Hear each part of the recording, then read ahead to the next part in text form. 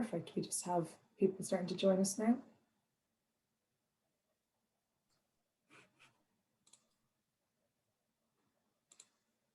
Great. We'll just give another second to let some of the attendees join in, and then we'll begin.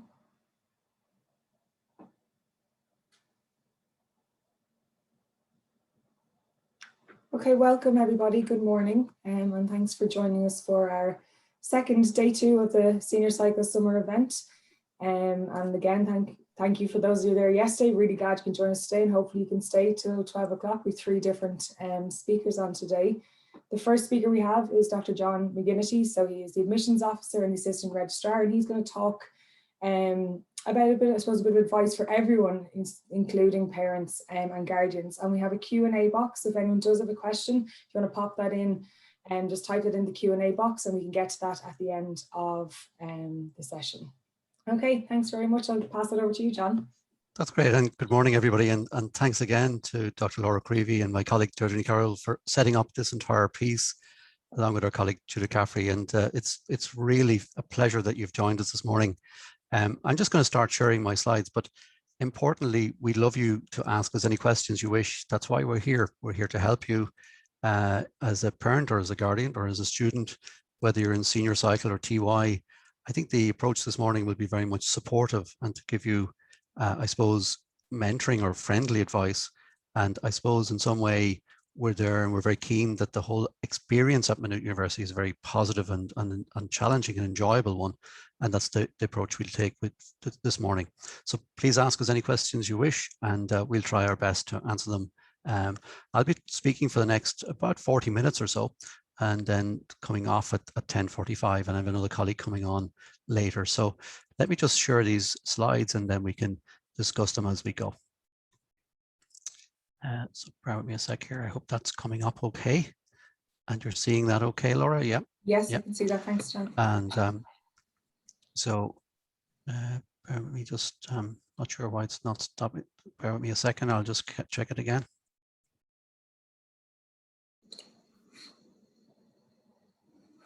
Hope you're seeing that okay. It's the yep. Yeah. And this first building, I just wanted to show you this because if you arrived in Maynooth this morning, and we would prefer that you were with us actually in Maynooth, we'd love you to be seeing this brand new building that's just about to finish. It's 55 million. It's a super building which will be available in October. And just in terms of the scale, it's a fantastic technology society and innovation building with lots of chill out areas and seating areas for students, lots of lecture theatres and labs, and a whole fascinating area. And I think what's really special about Maynooth is it's a wonderful campus. We've about 500 acres. There's a very old part of the campus and a very new part. And the wonderful thing is that they don't impinge on each other. The old campus is dating back 200 years, beautiful old buildings. Many people describe it like Hogwarts. But then we have a wonderful new campus as well. We're investing significantly. And so in the foreground here, the building just is the one that's going to be opening. So if you're joining us in 2022, or 2021, you'll be using this building, but certainly 2022 and 2023, you'll have the benefit of all the facilities. And in the background beyond the building, we're starting the construction this month of a student centre, which will be available in about 15 months' time, a 13 million euro student centre, which will have various facilities for student clubs and societies as well. So just briefly, I just want to talk to you a little bit around as a parent regarding or a student, just the difference between college and university. My colleague Kay Mitchell will be going more deeper into this later on, but I'll just mention it in passing. The whole important piece about the aspect of this session would be very much the aspect of research. And there's that question of what will I do in college? What will I do as a career? You know, it's a question that all of us ask ourselves. Are we doing the right thing? Are we in the right job? And I think that's one of the things that there's a whole process around that. And we'll talk a little bit more about that. One of the wonderful things about Maynooth University is we're very open, very accessible. We create lots of linkages for students to join us either through the Leaving Certificate route, but we also have pathways through QQI, and we'll say a bit more about that. And then I think in one way we wanted to spend a little bit of time on the CEO and give you a really good insight into the key principles the golden rules in the CEO, and we'll mention that as well.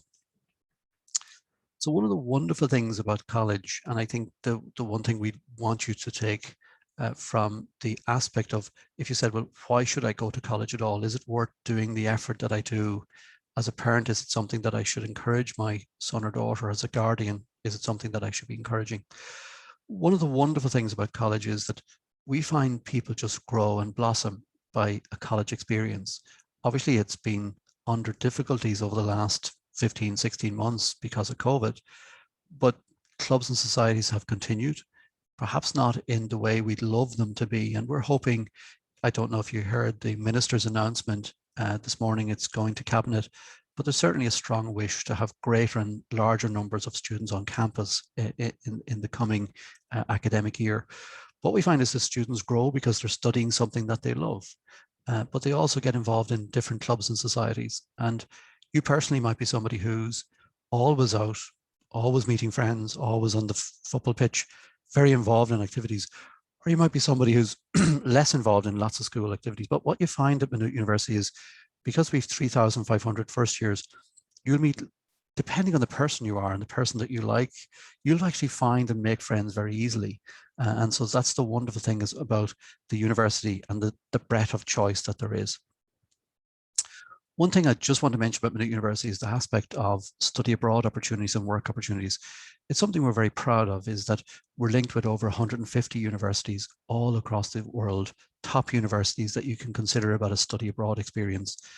There's a whole aspect of work. A lot of our students go out on internships, and it's something we're increasingly involved in creating connections, creating relationships with industry so that our students get the benefit of an internship opportunities. And then finally, if you said to me, will I get the benefit above all else in terms of college? What we do find is that if you, by going and doing a college education, it does significantly impact on your life in terms of the employment prospects that you have. But more importantly than that, the whole aspect of your self-esteem and self-confidence. So what we find is that the opportunities that is in that learning environment over those 3 or 4 years does have a transformative experience. It changes you in a positive way. And so that's why we just feel it's so important that Maynooth University is part of a scaffolding, a platform that gives people significant opportunities to have lovely and fruitful lives and be able to contribute to themselves personally, but also to contribute to others. And I think that's a wonderful way. Just very briefly, what you find here at Maynooth is, yes, it's quite large. Like, we have almost 15,000 students. And yes, we have over 3,500 students in first year. And yes, there are large lectures and small lectures, but there's still a sense of a student-centered approach. There's a sense of a community. And there's something special at Maynooth University that makes it a special place, a special university.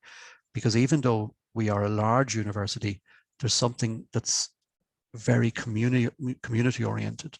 And the lecturers and our staff are very much interested in student well-being and student-centered. And so in a sense, that's a key difference and a key aspect of Maynooth University.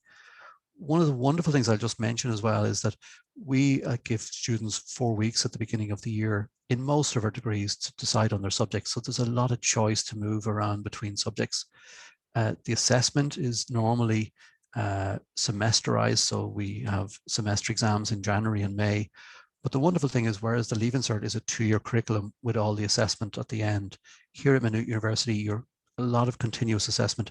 So often by the time you get to the final exam, by the end of the semester, you have a lot of marks built up. So there's a lot of flexibility, a lot of independence, and so one of the things we'd say is that the university experience is really, really a positive experience at building on your own school experience. Just as a student or as a parent, we'd be very conscious around making the right decision. You might say, if I go and do a course, how do I know it's the right course?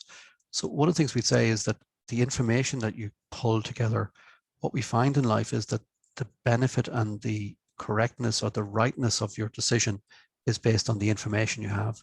So we as a group in the admissions office, we're constantly trying to create opportunities that people can find information and then let you decide what's the right decision for you. And we'll mention it later on when we come to CEO, we talk about genuine order of preference. But fundamentally, what we want is students to join us who have really researched their courses, know what it is, that know themselves, and then know what it is they want to study, and then can build on that. And you might say, well, John, that's all well and good, but where do I go to find out information? So we certainly have a really good open day next Saturday week, the 26th. There's details on that about our website, and you can register on our website. We have a significant number of college publications and Maynooth Course Finder, where you can drill down and look at all of our subjects, all of the modules, all of the timetable, and everything that's on available on our website. But importantly, we'd recommend that you talk to people who are doing the job that you're thinking of, or did the degree at Maynooth, or perhaps are currently working in an area. And what we feel is that you spend time talking to somebody who has, walked those shoes or been in those shoes before you, or walked that pathway, and being able to actually ask them the questions. So that's very important. It's not as if, and I think in a digital age, everything is at your fingertips, but you have to almost find out the information and then think about it and reflect on it. And so in terms of, there is information about accesscollege.ie in terms of the HERE scheme and the DER scheme. We're very committed to producing and creating opportunities for students who may be socioeconomically disadvantaged, or students with a disability, to give you the schemes, and there's further information on that on our website. But there's two fantastic websites. One's called Qualifax, and it's a database. So if you said, I'd like to do business, it gives you all the business courses in the country at all the different levels. And then Qualifax, that's Qualifax. And then Careers Portal is another wonderful website. And one of the things about Careers Portal is they have lots of videos around a day in the life. So if you're interested in, say, beauty therapy or mechanic or being an engineer or an astrophysicist, you can listen to what would it be to be involved in that. So if you have a pen and a piece of paper handy, maybe just write down Qualifax, write down Careers Portal, because they're wonderful resources for you in terms of assessing the information and making the right choice. I just want to mention about the whole CEO process. And when we look at this fan diagram, it's the National Framework of Qualifications. And you can see on the bottom left-hand side, it's level 1, and it goes up to level 10, which is doctorate. So level 1 would be primary level education. And students working their way through second level get to, in junior cert at level 3, which is the junior certificate, and levels 4 and 5 is leaving certificate. And the framework of qualification spans across 2 levels, level 4 and 5. The leaving certificate is such a broad curriculum, and with honours levels and ordinary levels, it's not a single level on the framework, but it's 2 levels of level 4 and 5. And then we look at the CEO, and the CEO looks after level 6 and 7 on one list, and level 8 on another list, and then level 9 is a master. So when we're talking a little bit later on about the CEO, just bear in mind that there's 10 choices on the level 6-7 list, and there are 10 choices on the level 8 list. And typically a level 6 is a 2-year higher certificate, level 3 is an ordinary degree for 3 years, and then level 8 are 3 or 4 years honours degree programs, and all of the Maynooth CEO courses are at level 8.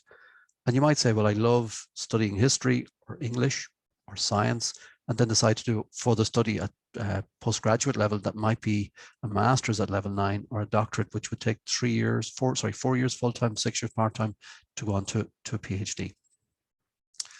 So this is sort of what I describe as the ladder of progression. So one of the things that Maynooth University is very proud of is that, yes, about 2,900 of our students of 3,500 come in as part of a leaving certificate, or they've done school leaving exams across the world and they've joined us as a school leaver. But we have about 300 students join us through the QQI framework, and they may have missed out on the points in the previous year and then to go to a really good course in a college of further education. And with the QQI, they join us the following year. So about 300 students, and we set aside those 300 places. And the other 300 places we have is for mature students. So a lot of students join us on the basis of mature years. So Maynooth University is very proud of our philosophy about having a range of different pathways, either through mature or QQI or through leaving cert. And then the other thing we have is advanced entry through institutes of technology. So a student might have done a level 6 higher certificate 2 years of business, and then transfer into the second year of her business degree. So it's a whole range of programs on that. Now, if you said to me, that's very well, John, but how many places and what's the competition? So when we think about it, this would be the class of 2020. And last year, almost 80,000 people applied to the CEO for about 50,000 places in total. And so it's not true to say that everybody who applies gets a place, but with the combination of places in the QQI, Colleges for Further Education, when you add that to the colleges places in the CEO, you almost have a place in the system for every single student who wants to go on and do further study afterwards. And if you said, well, what's it like in 2021? About 5,000 more people have applied in 2021. So there will be, on the one hand, a higher demand, but there is a plan by the Minister for Education for further and higher education. Minister Harris is hoping to introduce more places again. There was more places introduced last year, and there's a hope that there'll be more places again this year. So the government, in fairness, is trying to equalize it as much as it can. When you're applying, and you may have already applied to the CEO, or you might be thinking of applying for 2022 admission or 2023 admission. So one of the things just to mention is that the CEO is a cycle that happens each year, kicks off in November when it opens for applications, and you can apply before the 20th of January at the discounted fee of €30. By the 1st of February is the initial closing date, and there are a set of courses called restricted courses, and you have to apply for them before the 1st of February. And then what happens is it almost closes down because it allows students to do their mocks and orals and so on. And then it opens again on the 5th of May each year for change of mind. And you can add in as often as you wish new courses right up until the 1st of July. And the only courses you can't introduce are the restricted application courses. And restricted application courses like music, where there's an audition. And what happens in those courses is that you must apply by the 1st of February. And then that group of applicants do an assessment as part of their selection process. And unfortunately, those courses then close and don't open again after the 1st of February. So as a student and as a parent or guardian, just be conscious of, on the bottom left-hand side here, you can see there are a set of admission requirements. And these are what on the one hand are called matriculation, which are basic academic entry. And here at Maynooth, it's 2 H5s and 4 ordinary 06 H7. So you need 2 higher level papers at 50% or better, and 4 ordinary level papers or higher level papers at 40% on the ordinary or 30% on the higher. So it's a basic academic standard you need. And then for some of the courses like science, you'll need a science subject. Computing, you need maths. For media studies, you need a H5 in English. So there's various requirements that kick in. And then what we find is then that when we assess everybody and we check for people, have they met matriculation? Have they met their course requirements? And then we create a list of all the people who've done that. And then we rank the list by points. And so it's in merit order. We offer the places out based on points. So having checked first that everybody in the list has got matriculation and the course requirements. One of the other things I just mentioned is that the CEO handbook is a dynamic document. And so each year, some courses which were in the handbook get cancelled. Some courses which weren't in the handbook are introduced. And so as a parent or guardian or as a student, just keep an eye on the CEO website because it's updated all the time, the handbook, and just see what courses are cancelled or what are new courses that have been introduced. The great thing about the CEO is it's a very personal application. So when you apply, you get an application number. That number is private to you. And each time you want to make a change in your application, you'll be checked around, have you got a password and have you got personal details? So the CEO system is a very open system and it allows you to make changes as you wish.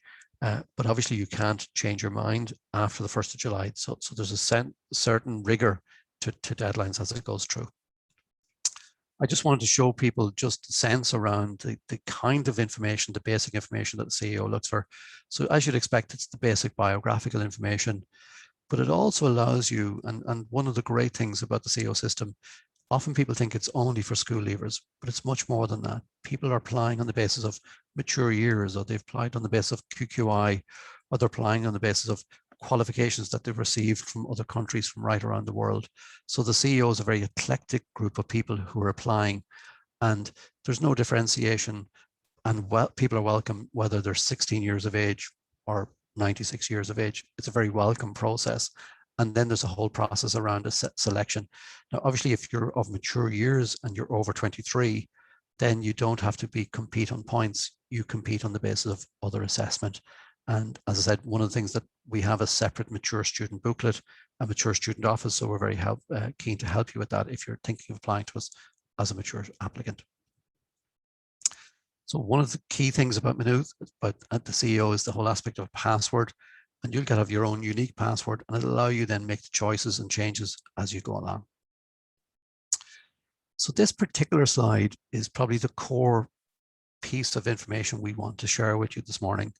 And it's based around the whole aspect of genuine order of preference. So it's basically saying, what's the course I most want to do in the college I most want to be in? And that would be number 1 on your list. If it's a level 8 course, it's on your level 8 list, number 1. If it's a level 7 or 6 course, it should be number 1 on your level 7, 6 list. And then you say to yourself, if I just didn't get that, what's the thing that I would next most want to do? And that becomes your second choice. And then you say, if I didn't get that, what would be next? And you work on down from 1 down to 10, the whole way down, fundamentally saying, basing this on my genuine order of preference. Now, often people will say to you, there's a voice in your ear saying, but isn't it all about points? So shouldn't I be ranking them based on points? So be very careful. You should rank them based on your genuine interest. So for instance, people might say to you, well, if you're going to get 500 points, you should only be applying for courses that are 500 points. That's not the case. You should be applying for courses based on your genuine order of preference, putting points aside. And I'll talk to you a little bit about how you strategically cover yourself. But the most important advice we can give is to apply on the basis of your genuine order of preference. And so whether you're currently doing this before the 1st of July, 2021 or 2022, 23, that's the core piece that we can give you. Now, often people will say, well, I should only put down 1 or 2 choices. And that's all. But the risk in that is if you don't get the points for those 1 or 2 choices, then you're left out of the competition. And it's the same choice and the same cost to apply for 1 choice as 20. So the advice we give is, please fulfill all of the choices. Have a look around all of the courses. In 2020, a lot of people with very high points missed out on a place in college because they only had applied for 3 or 4 courses. They felt that the points that they had would definitely get them into the choices that they wanted. But the points actually rose more than normal in 2020. And a lot of people with very high points didn't get any places at all. So it's very, very important to cover yourself by applying for all of the choices. So when I look here, then one of the things that the CEO will do is they'll write to you and say, this is what we understand about you. These are your choices. There's the whole aspect of what are called exemptions. So it might be that you're born outside the country and never studied Irish, and you can apply to the NUI for an exemption. So there's a whole process, and we'd be keen to help you with that. And we might take some questions later on if there are any questions on exemptions and the whole aspect of that. But one of the things is that the CEO has about over 80,000 people applying. They're assuming that each individual applicant will look carefully at their own choices. So sometimes people feel, well, somebody else will check this. It's very, very much up to the applicant, the parent, the guardian, in that process together to make sure the application is correct, that the right examination number for the Leaving Certificate is added in. If you had a prior Leaving Cert, that those details are in. So it's very, very important to check the application statement of record in May each year. So then briefly, when we look at the number of how do we work as a university, how do we assess our courses? How do we assess the applicants who apply? Well, we take your best 6 subjects. We rank them based on the highest subject and the highest grade. So if you had a H2 as your best, we give you 88, a H4, 66, an O5, 20, and so on down. And then we say, let's take the best 6. The first thing we do, though, is look at your maths. And if you have a H6 or higher, which is 40% or better in mathematics, in higher level mathematics, we give you 25 extra points. So if you have a H6, 46 points, plus 25 is 71. And you might say, well, hang on a second, John, why are you giving extra points for maths? About 6 or 7 years ago, there was an assessment of the maths syllabus. And basically there was a view that the amount of effort involved in the honours maths was such that it did require a bonus, that almost honours maths, over and above all of the other subjects, there was a higher level of time. The syllabus was a broader syllabus. The time required was a broader amount of time. And that's why there's a bonus points for maths. And it's likely to continue over the next number of years. So when we take your best 6, we adjust for your math score, and then we take your best 6 subjects. If, for instance, your math score, having adjusted for the bonus, is not one of your best 6, it's not included. So people sometimes get confused that the honours maths bonus will be added in every time. It's adjusted first in terms of the bonus for maths, and then we take your best 6. And if your math score, which it normally is, your maths bonus is there, then that's added in. So that's the scoring methodology. And then you might say, but then how would the points be determined? So basically, the minimum that points, or the average points people get each year, is somewhere between 300 to 350, but the maximum you can get is 625, because that's 6 H1s plus the 25 points for maths. And then it depends on the number of people who apply for a particular course, the number of places on that course, and then importantly, how well did people do who applied for the course? And that can move up and down each year. So it's a kind of a moving piece there. This is just a snapshot of the distribution of grades in 2019. And you can see from left to right that there's a set of people who got less than 100 points, and are on the right-hand side, a set of people who got over 500 points, and then a normal distribution, like a bell curve in between the two, with most people between 300 and 399. And that was the distribution in 2019. And then if I look, and what I did then was I went off and I plotted 2020 and had a look at the 2020. And you can see that, yes, it's still normally distributed with a number of people at the lower end, a number of people at the upper end, but the bunching and the clustering was more slightly over on the right-hand side. And so the 2020 grades kind of had moved up a notch. And if we chart the distribution across 2019 and 2020, you can see here that the 2020 results were higher on average than the 2019. And you might say, well, how did that matter? How it mattered, it played out in actually creating an upward movement on the points in 2020. So a lot of the courses here at Maynooth University went up by about 20 points in 2020 relative to 2019. And you might say, well, what's it going to be like in 2021 or 2022 or 2023? We actually don't know. And we won't know until September this year, because the results are coming through on the 3rd of September. And it's only at that stage that we'll get a sense of it. But if you're a student doing the Leaving Cert this year or next year, all you can do is your best. And then you can, see what comes. But all you can do is, rather than chase the points, it's about doing the best that you possibly can. I just want to mention 2 schemes here. One is called the DARE scheme, and the other is called the HERE scheme. And the DARE scheme is the Disability Access Route to Education, and the HERE scheme is the Higher Education Access Route. And one of the things that you might say is, if I have a disability, should I disclose it? Is it something that I shouldn't mention? And we will be saying to you, please let us know, because we can create a support structure for you. I mean, obviously we will want you to pursue your learning the best way you possibly can, but we'd be keen to support you in that learning.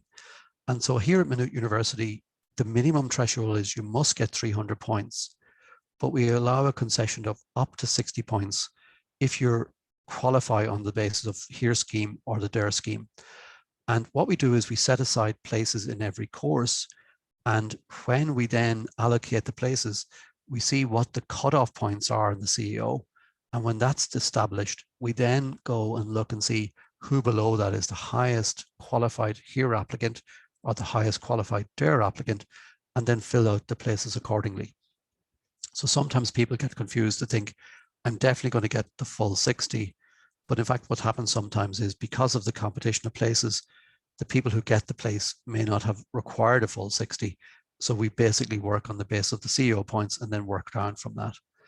There's a slight twist in it that says if a person is both eligible for HERE and DARE, then they kind of go to the top of the list and get a place in the first in. So they would get the first access to any places that become available.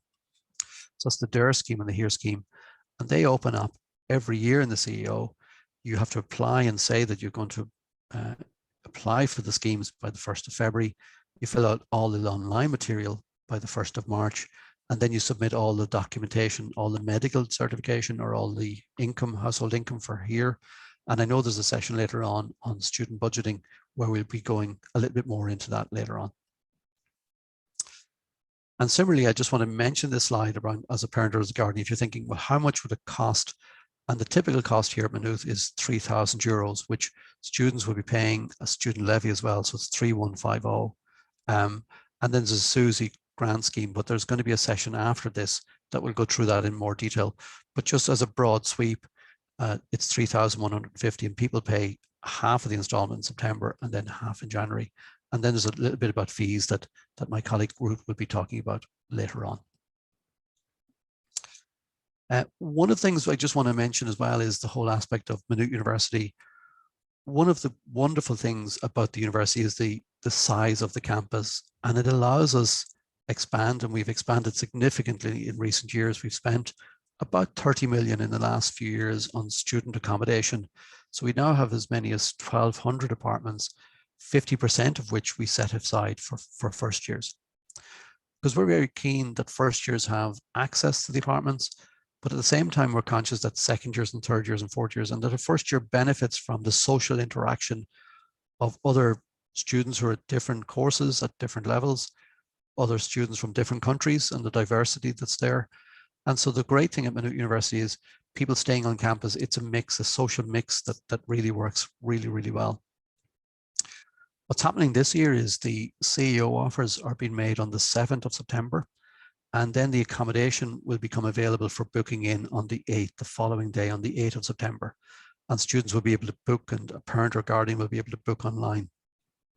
We'd highly recommend though that you log in on beforehand and see all of the details, because there's a video on the filling out of the application, and it's all to have all of your details.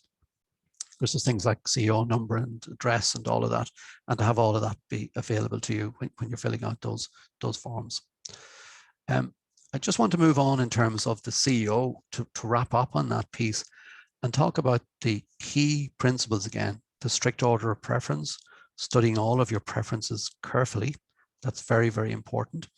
There's the aspect of the application deadlines, and they're sacrosanct. And so the 1st of February, the 1st of May for late applications, the 1st of July for change of mind. The CEO is a very supportive but very rigorous institution. So when a deadline happens, it actually happens. And then just being conscious as well of restricted applications. So if you're applying for something in music or in art or in drama or theatre, just be aware that there might be a restricted application course. And the other thing I just want to mention there is the whole aspect of eligibility. So if you are applying for a science course, it's highly likely you'll need a science subject in your Leaving Cert. If you're applying for engineering, you'll need honours maths for any level 8 degree in the country. Now, we do have a special maths exam for people who don't get the H4 that you need for honours maths. And we have that exam in August, in September this year after the Leaving Certificate.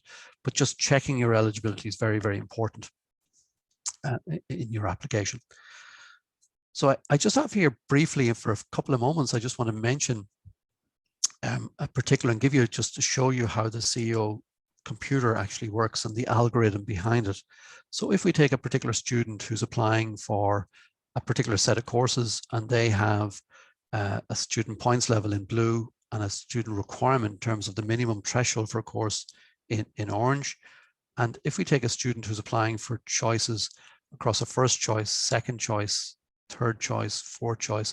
So this student has basically done their research, has looked at every single option that they might be interested in, filled out all of their 10 choices.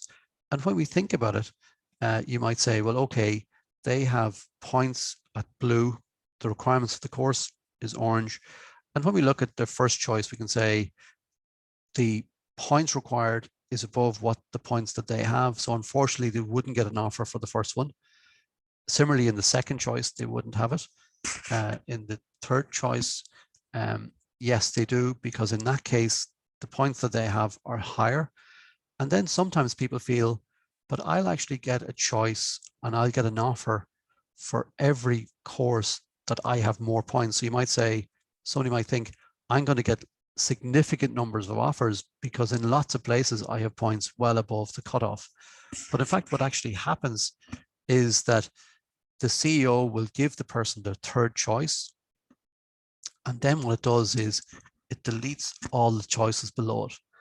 And this is the importance of genuine order of preference, that sense around making sure that I have my choices in based on my genuine order of preference. And I'm conscious in a family dynamic, there might be some, shall I say, tension between what a parent or guardian feels that their son or daughter should be applying for and what the son or daughter, or that sense of the applicant feels themselves. And the advice we give is absolutely before the 1st of July, make sure that the applicant is the person who's filling out the choices, because from that they take ownership and decide what are the choices that I want to take. So certainly as a parent and a guardian, it's being supportive, but at the end of the day, it's very, very important that the applicant takes ownership of the choices that they want to put in. And then what you find is that the CEO basically will give the person the third choice offer and then delete everything below. So in filling out the form, we basically say that yes, you should have your dream courses at the top, more realistic courses in the middle, and then some banker courses at the bottom. So in a way, strategically, you create it such that you say to yourself, I'd love to be in that course, have those at the top, more realistic ones in the middle, and then the banker ones at the bottom. And then just very briefly, because I'm conscious of time and we'll be finishing up in about 8 minutes or so, one of the things just to be conscious of is that when you get offered your third preference, you're still in play for your second or first preference. Everything below is gone, but you can always move up in the CEO system, but never down. And it might be that you've got your basically a level 8 course and a level 7.6 course at option 3, third preference for each. What'll happen is you get those two offers, but you can only accept one of them. So you can only accept one offer in any round. However, if not all the places are filled in round 1 and the points fall in round 2, you might move up to your second preference or your first preference. Just be careful, because what happens is if you get offered your first preference, you can relinquish your third preference. And when you accept your first preference, the CEO computer tells the third preference college that you're not coming. However, you have to be very careful, because say you got your third preference and you say, I'm not taking because I'm definite I'll get something higher. If nothing higher comes along in the later rounds, you can't go back and accept it because that offer has gone to somebody else. So you really need to treat any offer as your last offer. I just want to mention random selection for a second, that sense whereby sometimes in a course, there are more people applying than there are places. But what you find is that there's a huge level of competition. So maybe at 400 points, we have filled 45 places of the 50 places. And then we look at 399 and we find that there's 10 people on 399, and the computer will randomly go in and take 5 places from the people on 399. So anybody with 400 and above would definitely get the place, but on 399, only 5 of the 10 people on 399. So it's called random selection. We don't have a lot of it here at Maynooth, but it's just being aware that it can happen. And one of the things we also want to mention is available places. So we'll have those in engineering this year. And so if we don't fill all of the places, we possibly will have it in engineering. If we don't fill all the places, we basically will create an engineering maths exam to allow people apply on the basis of the available places through the maths exam in September. And then this year, we just don't know what's going to happen around appeals, whether they'll be back in time. We'd hope for it in the sense that if you appeal your results and get an upgrade, we honor that here at Maynooth. We try and give the person the place as soon as we can, but sometimes it's coming through so late in the day that we have to defer the place till the following year. And then deferrals is something that we obviously offer at Maynooth, but you can't defer your place if you're taking up another CEO offer or doing the Leave Insert again. So that's just a brief summary on the CEO aspect. I'm just conscious of time, and I'll finish up in the next minute or so. But just to mention again, I know you would have seen it on our website. We have a really great program that's managed by our colleague Emma Shine. It's the UniBuddy process, whereby you can connect in with our students And we also then have the open day on Saturday week, whereby you'd be more than welcome to come in and have a look at all of that with us. So that's basically it. I think I'll stop sharing the slides now, Laura, and we'll take any questions if there are any questions at all. Yeah, that's perfect. Thank you very much for taking the time to talk to us about all that key information. We actually did have a question come in, and it says, do we need to have our Leaving Cert results to apply for the CAO? So just, I suppose, to put in the frame of how the actual application process works. Yeah, no, listen, thanks for that question. Thanks, Laura. So what you find is that in the journey of a senior cycle student, in fifth year, if you're in fifth year currently, or finished fifth year and going into sixth year, or if you're in TY, our advice would be to spend a lot of your time on research. And then when you get into sixth year, the CEO will open on November the 5th. But at that stage, you won't have your Leaving Cert results, so you won't have results from another country. And so basically, you're actually making an application in good faith. You're basically saying, these are the courses that I have an interest in. And often people feel under a pressure that they have to have all of this sorted then by the 1st of February. And the answer is no, you don't. I mean, people's opinions can change. They can get new information. They might have thought, I'd love to do a science program, then decide maybe that's not for me, or I'd love to do an arts program, maybe that's not for me. And so the wonderful thing is you can make the application without having to worry about your results, because what will happen is after the 1st of July, the results are processed in Athlone with the State Exams Commission, and they pass them on to the CEO in Galway, and the CEO then calculate all of the points and then do that allocation process. So the question being, do I need all of my details, all of my Leaving Cert results and all of that before I know? Not at all. You apply for your courses and then it gets figured out afterwards. I'm not too sure, Laura, if I've answered the question, but is that? No, that's absolutely perfect. The other question I suppose maybe this is, I might not put you on the spot a bit, but just while we have you here, sure. If you did have kind of an opportunity to give one piece of advice to students, well, like the most important, I know the genuine order of preference is very important.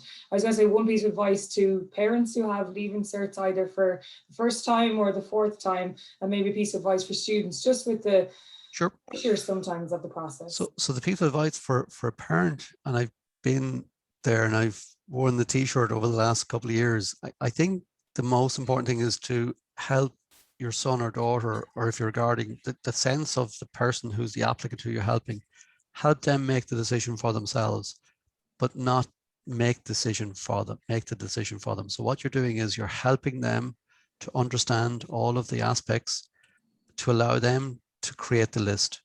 So when you have the 10 postcards on the table and you've got each of them with a course code on it and you're sorting the effort, allow them create that connection and allow them to fill out the CEO form. There's always a danger that you want them to, how shall I say it, be you. But as a parent, the key thing is to allow them.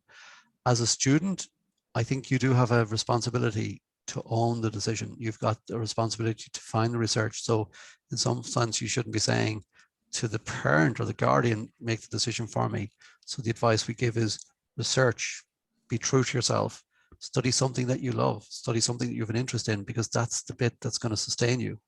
And then often in life, you will then do that particular program and then afterwards follow it up with further study and further research. So there's a whole aspect of conversion. So in a way, study something you love, because that's what's going to make you happy. Yeah. Thanks, Laura. No, I think that's brilliant, John. Thank you for taking the time to talk to us and give us some of the advice that you have from the number of years you've obviously spent advising people. So thank you very much. Laura.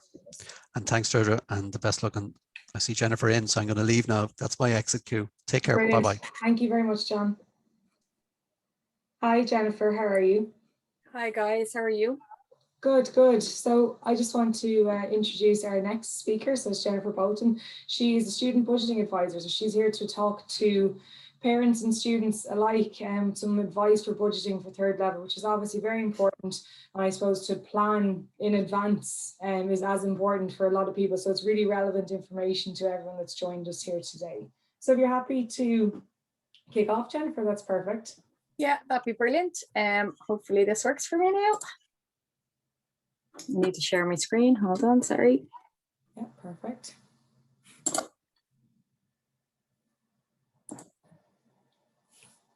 I guess that one.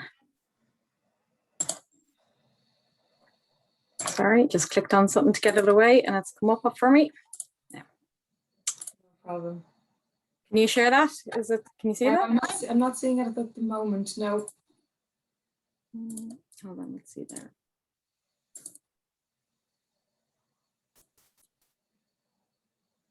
Hold on. Oh, You yeah. see it there? Yeah, absolutely. Yeah, perfect. Sorry, I don't know why. Now, is that okay? Are we done? Are we ready? Good to go. Okay. That is the technical side, I'm afraid. It takes a while.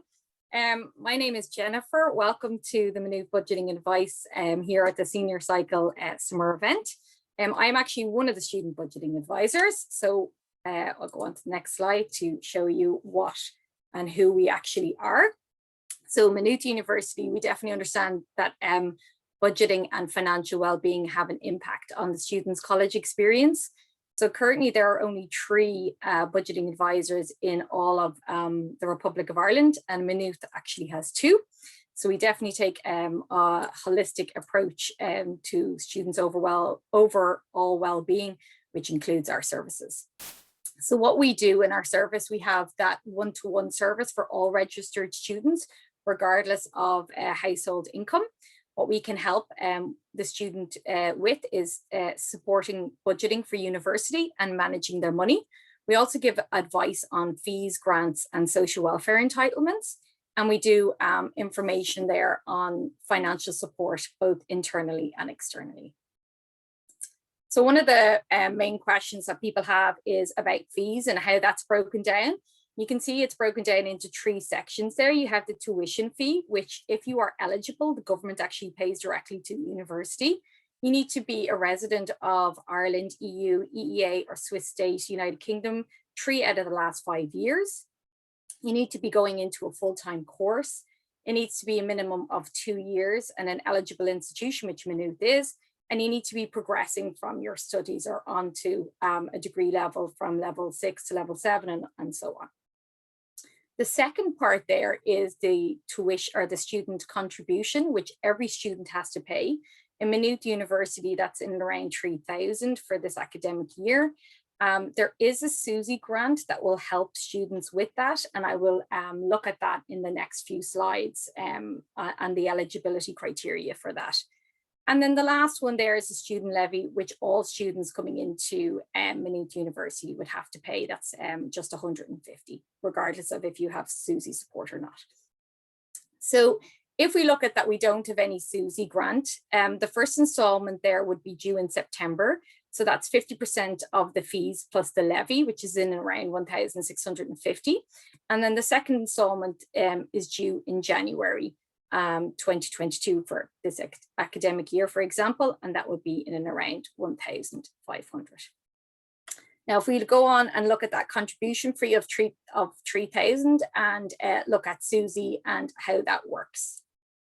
So first of all, SUSI is a Student Universal Support Ireland. It's the single awarding authority for the new applications for this academic year and has been for a very long time. SUSI will pay directly to the university, and it can be broken down into 2 parts. It can be the fee grant or the fee grant and maintenance grant. So if we just look at the fee grant, that's student contribution. If you're eligible, SUSI can pay the full amount, that 3,000, and they can also pay half of the amount, that's the 1,500, towards your student contribution. And then if you're eligible, you may be entitled to a maintenance grant, which is a monthly payment into your bank account. But just to be aware, it isn't for a year, it's for your academic year. So you wouldn't receive it during summer periods. So if we look at what it means to be eligible then, you can see I have a diagram here. Now, bear with me. It looks complicated, but this is actually the easiest one I could do up for you guys. At the top there, you have the grant type, and then you have adjacent rate and non-adjacent rate. So it depending where you live. So let's say you live in Maynooth and it's under 45 kilometers from Maynooth University. Then you're going to have a look at all this section here. And then if you're non-adjacent rates or over 45 kilometers from your chosen university, for example, Maynooth, you could be in Donegal, and then you're due then the second column there, the third one. And then as we go across, we have dependents. So if you have 0 to 3 dependents in your household, you're looking at those thresholds, those income thresholds there. And then if you're 4 to 7 or 8 or more, depending. And then the last one there is if you have another dependent in your household going to college. So let's say you have, one dependent in second year of college going into their third year, and you have another dependent going into first year of college. You can add then that amount, the 4,830 or the 4,670 to that household income, depending on how many dependents you have in your household. As you can see, it goes down, or the household income goes up, and as it goes up within your household, the supports that you receive, the maintenance support, actually drops.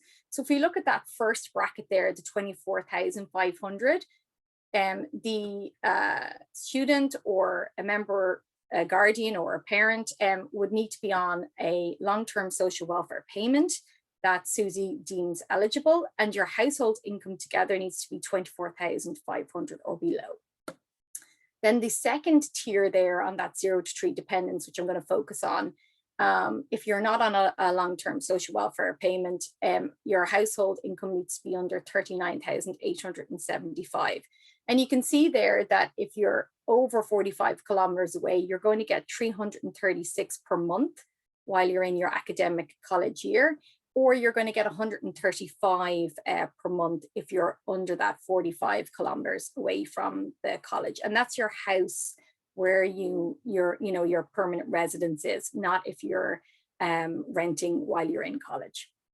And then if we go down to that last section there, the green section, which I'll just go back here, where that fee grant part is. You'll see that green section, if you're 49,840 or the 54,240, the first one there, you'll get the 100% contribution, which is that 3,000 paid. And then that second one, you'll get the 1,500 towards that student contribution. And in both of those brackets, you're not getting any maintenance. I know it can be confusing, so we are here for you guys, and we do take questions from prospective students coming into Maynooth regarding Susie, so you can always email us and we can have a look and help you with that. So how does Susie assess household income? Well, the first thing we have to look at is that it's gross income, and they don't take expenses into consideration. So mortgages and all that kind of stuff does not come into it. It's just whatever you earn, and that is the gross. It's also a year behind. So for example, if we're looking at this academic year 21-22, they will assess your household income for 2020. Now, what does a household income mean? I have kind of taken up 3 kind of mock family things here. Of course, everybody's different and everybody has a unique family, but I just thought I'd take the basic ones anyway and have a look at them. So the first one there is one guardian or one parent and the student themselves, okay?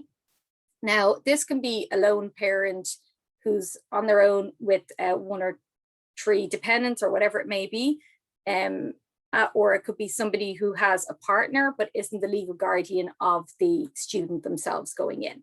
So in this case, it will only take the legal guardian or that or the parent and the student's income. So if we look at 2022, if the parent was working full-time, that's their gross income for 2022.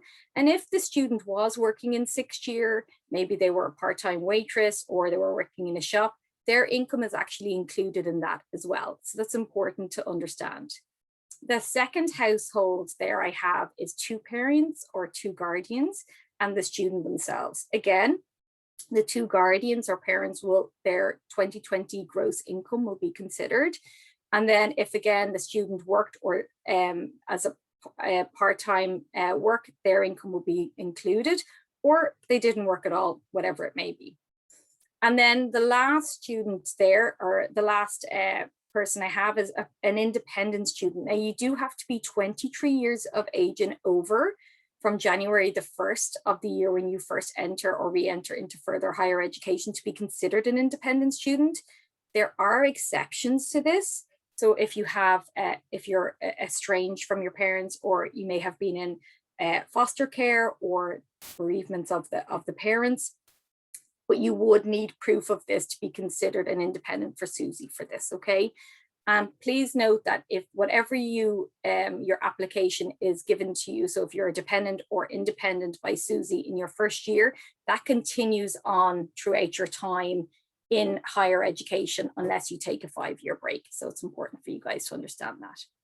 Again, for each dependent in college, you can add on to that income threshold. And then depending on the amount of dependents in the household, the income threshold goes up. Please note that if you have another sibling, or that may be 25 and is working in the household, that income is not considered. It's only the guardian plus the student, or the 2 guardians, or whatever it may be, plus the student. So here is some information about SUSI. You have their website there, susi.ie. They have an eligibility criteria that you can have a look at.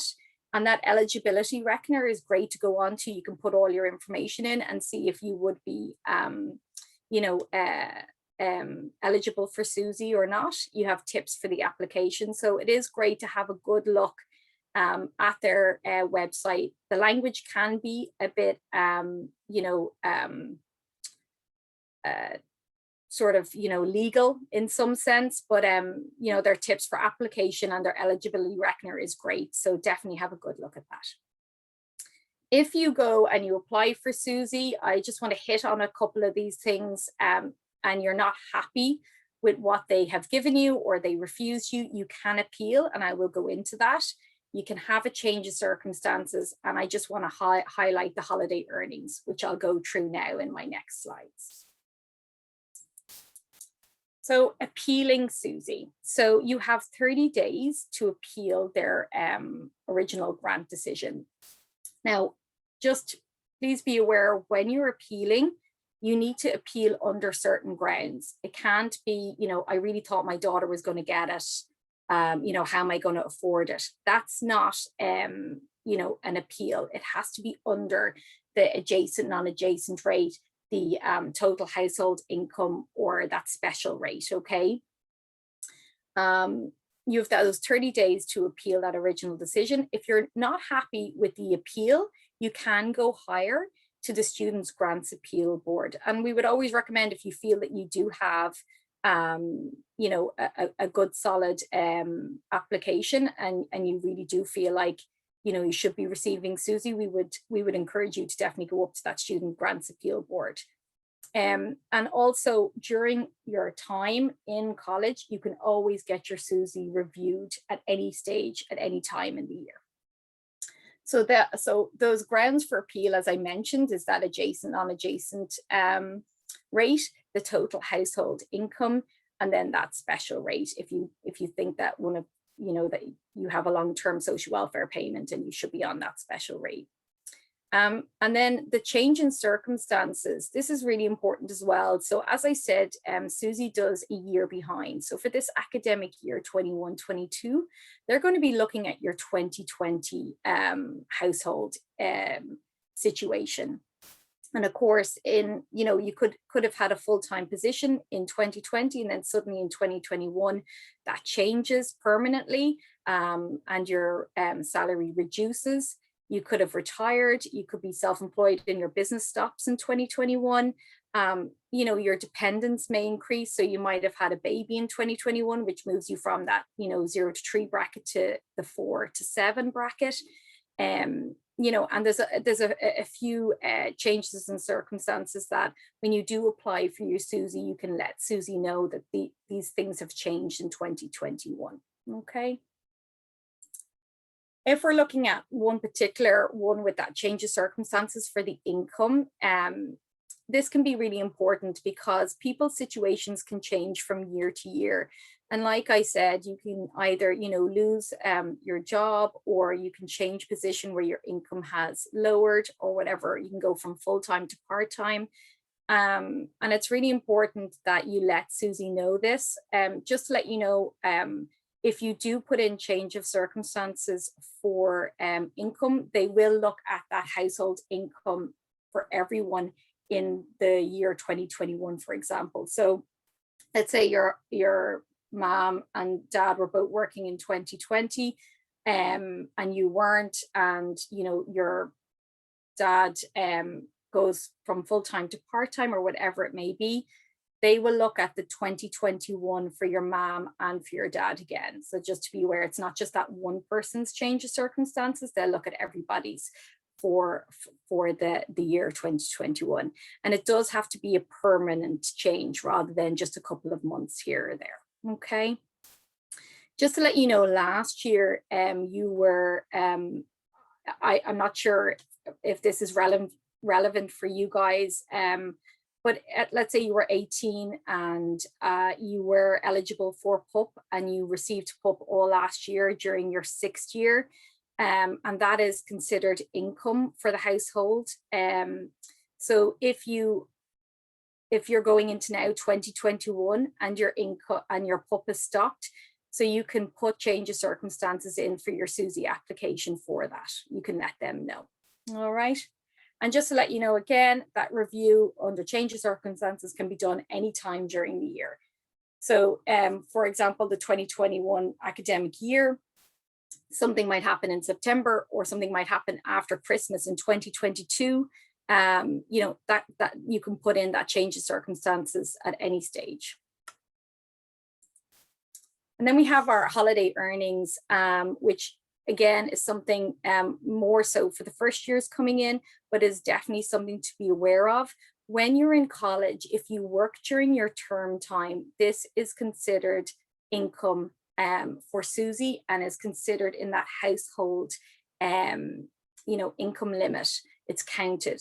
But a student can work during their Easter, summer, and Christmas holidays while they're in college. So for this year, for example, it would be your 2022 Easter holiday and Christmas, and you're allowed to earn up to 4,500 within that period without it being considered income for that household income limit. So it's really important for you guys to know that when you are starting college, to have a look at that term time and how much you can work without it affecting your Susie, and then looking at, really trying to build up those hours in the summer, Easter and Christmas time. And that is some information about Susie. I would advise that if you have any questions for Susie, to email at support@susie.ie. You have a trail and you have the information written, which is always important, I feel. And that's the way I would advise you guys to ask any questions with them. Now you do have another option, which is back to education allowance. Now this is for unemployed people, for 9 months or more, and they can move to back to education, before they go into college. It can be for lone parents as well and for individuals with disability, but we would suggest that you have a real research on whether moving from your social welfare entitlement to back to education allowance would be beneficial for you. We would advise lone parents, for example, and people on disability allowance not to do that and to stay onto their payment as they are. Again, I'm not sure if this is relevant, but last year you were able to move from your PUP to back to education allowance without a waiting period. So it is something to just be aware of coming into this year. So the big question, the essential costs, what do I need to pay? Now, you'll note there that I haven't put down any figures, and that's on purpose because everybody's situation is different. And everybody who's coming to college will have different financial circumstances, and may want to rent, may not want to rent, etc. So the first thing you have there is, if you do have to rent, we have a home finder webpage with Maynooth University. Again, it doesn't have to be that I need to be down here full time. You can look at doing 3 days a week, but be aware that when you are going to rent, some landlords might ask you to rent during the summer, which is important for you guys to know, or maybe it's just during that term time. I will say that depending on if you're sharing a room or not, you're talking in and around maybe about 500, 550 per month, or maybe a little bit less if you're sharing a room plus bills. But again, it's something that you can have a look at and see. That might be cheaper if you're only doing those 3 days a week or 4 days a week, depending. Then again, you have your transport costs. So that's either private or public. It depends where you live. Sometimes you have a great private bus that goes directly from wherever your village is straight to your university, to Maynooth, and that works great for you. Or maybe that public transport might be a little bit cheaper and faster. You need to just have a look there. We do have student leap cards that you can get, which have a reduction on your cost of traveling. And then we do have a thing called car sharing that obviously was stopped during COVID. It may open back up again as restrictions are lifted. It's a great way of reducing the cost. So if you have a car, you can, and you're, leaving from your town or whatever, and someone else is going to Maynooth University, they can share the cost of petrol with you. So it is a good way of, reducing the cost of traveling, again, if restrictions allow. You have their books, printing and stationery. This depending on the student themselves and what course they do, can be a cost. So some students love to print out all their notes. The Students' Union have the cheapest printer on campus, just for you guys to know. But it's definitely it can be a cost and something that you need to think about. Certain courses, you may have to or want to buy books, for example, law or criminology. And again, research them and see how much they are, and whether you can download them cheaper or whatever that may be. Laptops, if you'd seen this presentation 2 years ago, we wouldn't even have that down. Now we do, considering the way things have gone with COVID. We do have a laptop loan scheme, and I definitely advise you all to have a look at that and see if you'd be eligible for it. What happens there is a criteria that you have to meet, and if you meet that criteria, you receive a laptop from the university for the time that you are studying. We do have short-term laptop loans in the library. Again, this is COVID and how the restrictions are going to be lifted, but if you're on campus, you're going to be able to take a laptop in the library and use it and then return it. So it is something that you guys have to think about if you meet any of the criteria for that long-term laptop loan, or if you'd be fair to have your own laptop, but it is an expense. And then the medical expenses there, we're really lucky in Maynooth University. It's a great, campus. And again, I mentioned that well-being of our students. We have, a GP, nurses, we have psychiatric nurse, and we have counselling service all on campus for our registered students free of charge. So that's great. And then that grocery shopping, it doesn't matter if you're going to be traveling to college every day or if you're going to be renting, you are going to be buying food. And it's that idea of, what is going to be the cost? Are you going to bring your food with you, and that healthy diet part, and that, learning to, shop cheap but healthy food. So any parents out there listening, the next year or two, you could definitely do some cooking lessons on that and get the students to help you out. And then other possible costs there. So for placements, for example, you could have block or weekly placements. This is more for teaching and youth and community. Field trips, some are covered by SUSI if you're eligible for SUSI, if they're mandatory, but you do have to pay up front, but you can claim back with receipts. And then course materials, you might be looking at lab coats or software depending on your course. And then you have a cost for those science labs. Design, maybe you need a special laptop or a camera. And then the clubs and societies, which we definitely encourage you guys to go because they're great, but some of them may have trips, which is an extra cost. And if you'd like to go to them, you can think about kind of saving for them in advance. And then that Erasmus year, which is a great year. And it definitely, a lot of students would say it was a great year to do, but definitely plan ahead for that. There is a fund, or there is at the moment anyway, funding for that, regardless of your household income. However, it isn't going to cover all the costs for everything, and you receive the first payment in December. So you would need that September to December initial costs for your Erasmus year. And then what supports then do the university and the student budgeting service have for all registered students, regardless of SUSI? Well, one of them we would have is the Student Assistance Fund. And again, the income for that Student Assistance Fund, the household income we'd look at is 17.5% higher than the SUSI. So, it doesn't matter if you have SUSI or not, definitely come and have a chat with us.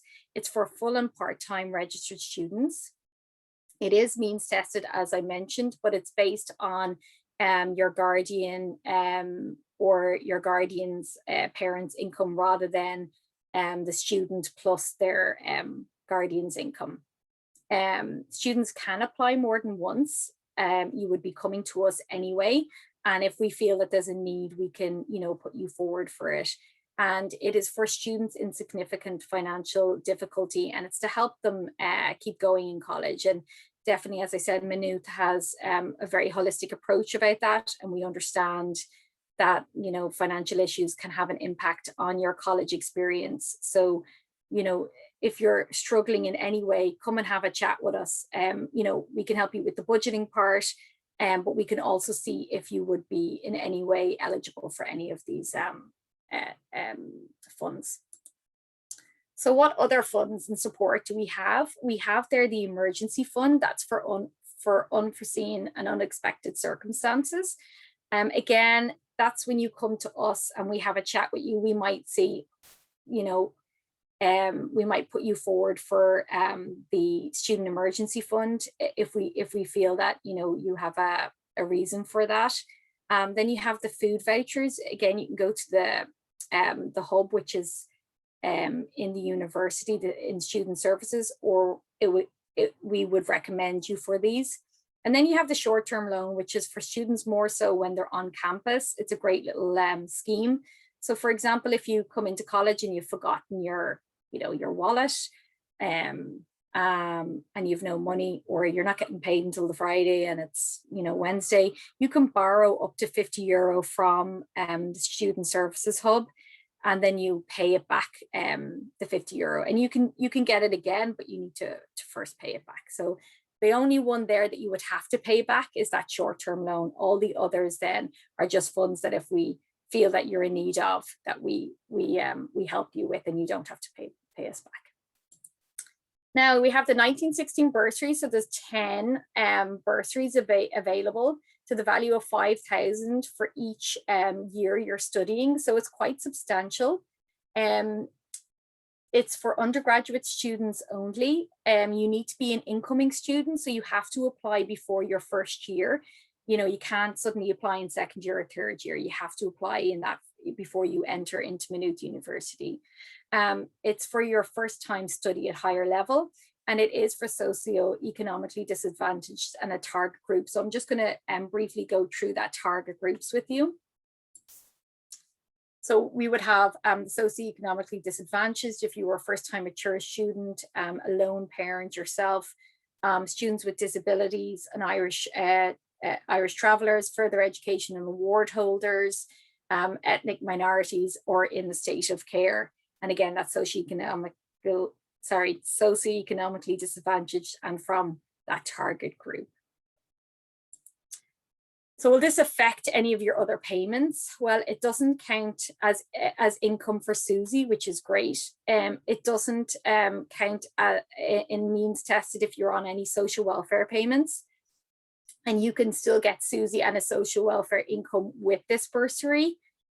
You can also apply to us, the student services, if you feel like you're still struggling. We can see if you're, eligible for that student assistance fund or that emergency fund. That's no problem. The only thing that we do say is you cannot get the 1916 bursary with any other scholarship or grant other than listed above. So if you'd like to have a look at that, it's on the website. It's open at the moment. And you can look at that criteria and the documents that you would need to apply for that. So other alternative university supports, you have there the access route, which you have to apply for while you're filling out your CAO application. And there is a box that you have to tick. I would recommend if you feel that you're in any way or you want to investigate this, definitely have a look at that Access Office web page. It lists out all the criteria very clearly, and it also gives you step-by-step process how to apply for that route, for the HERE route. It's definitely it gives you, if you are eligible for it and you do receive it, you receive lots of extra supports while you're in university. So it's definitely something to have a look at. And then again, the DARE route as well, that Access Office web page as well gives you full details on how to apply for that. And again, while you're in college, you would get extra supports. I know from the HERE that if you don't apply through the CAO, then you can't, apply when you're in first year or second year. You must do it through the CAO. While with the DARE, if you are, if you have any disability whatsoever, you can register with the Access Office when you go into first year to Maynooth. Other university supports we have there, we have the student services, we have fees and grants and offices. And I would say that, with regards to that first installment and second installment, if that seems a lot for somebody, you can contact the fees office and maybe look at, a payment plan that you can pay throughout the academic year. And then again, we have the academic advisory office. And here are some just useful websites that are always good. Citizens information is great, and they're great for chatting if you are on a social welfare income and you want to know what's happening or anything like that. MABS is great as well if you're just looking at budgeting. It's great advice. We do have a FLAC service, a free legal advice centre in Maynooth that was running pre-COVID, so hopefully that gets back up and running. And there's just some useful websites there. And last one is ourselves. If you want to check out what we do again and get a better understanding of the funds, you can look at Maynooth University Money Matters there. During the year when you're a student with Maynooth, we would have done drop-in services pre-COVID. We hope that happens again. We have query forms and you can book appointments which are closed for the summer period. So if any of you guys are a bit confused or want further information, you can always apply to student.budget or email us at student.budget@mu.ie with your question. We're happy to have the chats with prospective students, because we love to see, parents and students, getting ready for college and not kind of being shocked when they arrive. It works out better for us and you guys. So we're very happy, to answer any queries that you have. That's me done. That's brilliant, Jennifer. Thank you very much. So thanks for all that information. I think it's just lovely to learn about the options, the considerations, I suppose, that people now do also have to think about. And I suppose just in terms of the Q&A, we don't have Q&A at the moment, but we kind of previously discussed amongst ourselves that given the kind of private nature and personal nature of a lot of the information that goes into some specific questions for people, the idea of actually contacting the budgeting services is probably a really good idea to be able to discuss those more more? Yeah, definitely. Yeah. And everybody's circumstances can be very unique and different. And, you know, when someone has a question regarding their situation, it's very hard to kind of put that in a question form that you're happy for everybody to hear. So definitely we're very open, like I said, to anybody contacting us and having that chat and going through, you know, either the budgeting, the SUSI piece, the social welfare piece, you know, or just looking at advice on what to do going forward for renting and all that kind of stuff. And again, there is lots of supports in university for students, like that SAF fund, the emergency fund and the food vouchers and that short-term loan. You know, so there is supports out there, and we can go through that eligibility criteria with you guys even before you come in. So that's no problem. No, I think that's absolutely brilliant. And I just want to say thank you for taking the time to join us and discuss that, and I suppose give people a bit of perspective about what the considerations are for the future. So thank you, Jennifer, and we'll no problem. Catch up with you again. Great. Thank you very much. Just might get you to just stop sharing the screen for a minute, Jennifer. Yeah, sorry. No, you're all right. I just saw it there. That's brilliant. Thank you very much. And we've actually just been joined by Kay Mitchell. So this is our admissions office colleague. She's a schools liaison officer like myself, and it's lovely to have you here. So you're here for the final talk of the session. I think there's kind of no better piece of information, no better piece of content to finish on than the transition to college piece, the information that you can supply for students to kind of help them knowledge-wise along their path to being comfortable and getting used to the idea of going to college and what might be important to know. So delighted that you can join us. It's a pleasure, Laura. It's lovely to be here. And the most frightening thing anyone has to say on these events is, I will now share my screen. And we go into the world of the unknown. So hopefully we can see that. You can see that. Good. That's always a great place to start. Well, hello everybody who's attending, and it's lovely to be here. Laura, it's a pleasure to be here. I have no idea. I thought I had my lovely profile picture behind me, but it appears you're looking at my living room, so apologies to all attending. I am actually a member of the staff of Maynooth, in case you have any doubts about it. You've all been listening a very long time this morning, and I'm very well aware of that. So sometimes it's very difficult to get a sense of the university when people you're looking at talking heads, but you know, it's the nature of the beast, unfortunately, in the world that we're living at now. And I know my colleague has been on earlier talking to you a lot about the CAO and college and how to make your choices. And my colleague, my lovely other colleague in the admissions office, Deirdre, has covered research hugely, yes, to do with you as well. So you will have heard a lot of echoes of research.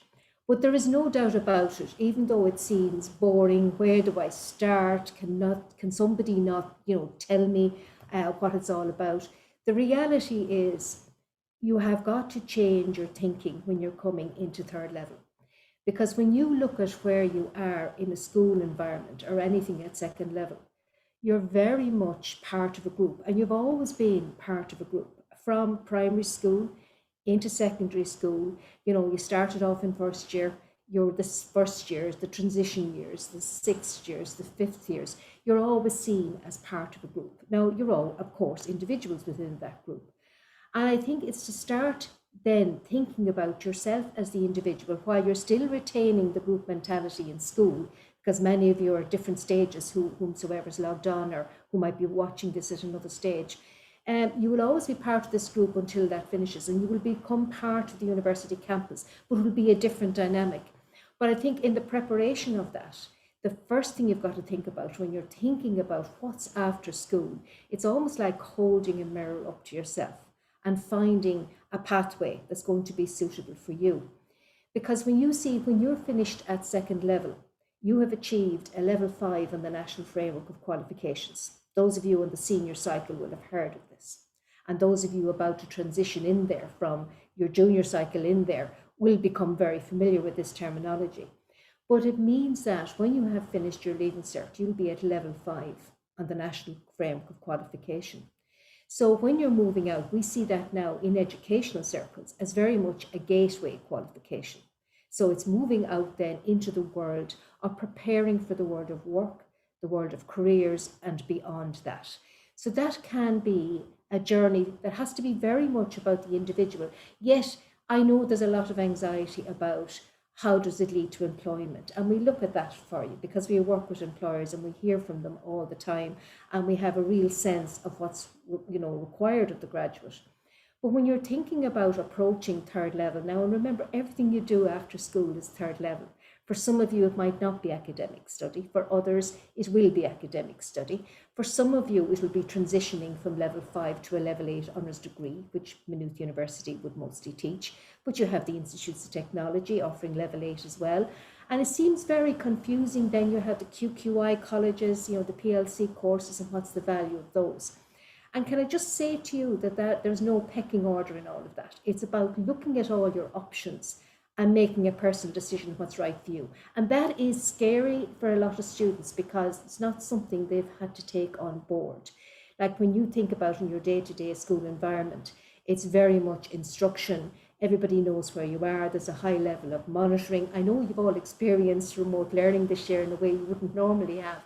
But in the normal events of any school year, it's closely monitored, closely guarded because you come in at such a young age. But when you're coming from level 5 into level 8, then the teaching will change hugely. And it has to do that because if we teach you the way you've always been taught, then the reality is you stay at level 5. So level 8 teaching is common to all universities and ITs or wherever institution you're going for. So I'm not talking specifically about how we do things in Maynooth. This is third level experience. So you're looking at the world of self-directed learning. Now, that is something you'll have heard of and you'll probably, I get that. But a lot of students don't realize the implications of that because you are used to a huge level of instruction, homework allocation and correction. And in many areas, there's a low level of monitoring. I mean, myself and my colleague Laura are in schools continuously. And during a certain part of the year where we travel a lot or engage with it on remote platforms this year. And, there's roll calls going on, so people know who's in attendance. Well, you could be in a lecture theatre in Maynooth with 400 students, and you will find there's no there's no roll call going on. That a lecturer will, come onto the podium and around the time the lecture's due to start and a couple of minutes after the hour, just on the hour, while he sees that there's what he would reckon to be the accumulated group have arrived, the lecture will begin whether you're in the room or not. And that lecture, will continue on for a period of 15 minutes, but it's not monitored. I'll go into that in a bit more detail in the next slide. So you can see from the start why we keep going on about research is a high level of interest and engagement is required if you're going to show up at something. And you could say, well, nobody's going to know whether I'm there or not. So why don't I just go to the Phoenix for a cup of coffee, which is our student restaurant, or why don't I head off down the town for a walk or whatever? Well, the reality is it's very important you attend because for every hour you attend those lectures, there's a huge level of study required of you. And by and large, what you're finding is the lecturers will base their exam questions on the material they're covered in the lectures. So you'll miss a lot if you're continuously missing lectures. So the impetus has got to be your interest. And you've got to have a high level of interest in what you're doing. And I'll extrapolate that a little bit more as we go along. Deadlines and submission. Okay, can I just, one thing, apologies for disturbing you. There's just a bit of background noise off the actual microphone. I'm not sure if it's fully connected, so just in case, because I don't want to miss your words of wisdom. Is that any better? Say that again? Is that, well, obviously it's not. That's not any better, no? No, that's clear. I wasn't sure if it was connected via the Zoom. Yeah, I plugged it out and plugged it in again, so hopefully it's connected now. Is that still a bit of background noise just there, so I just wanted to double check it might be connecting just through the audio setting. Sorry to interrupt everyone first. No, I'm so glad you mentioned it to me. Is that any better? Didn't want to miss you talking. Is that any better now?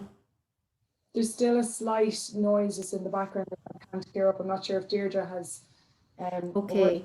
There, hey everyone, sorry, I'm just in the background here. Kay, if you just go over to where it says mute, there's a little arrow there, and just double check maybe that the headphones are connected there and the select microphone.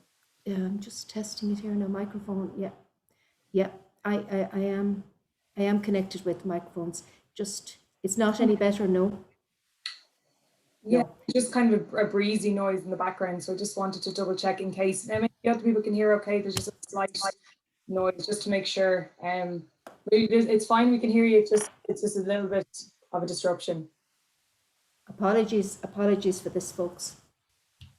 That's still no better, is it? It's quite similar, but that's okay. I think maybe even if you just even speak a tiny bit louder, I might be able to hear you over it a bit better. Okay, well, I could very quickly just change microphones if you're willing to wait for that, or is that a problem? Yeah, if that's easier, okay, perfect.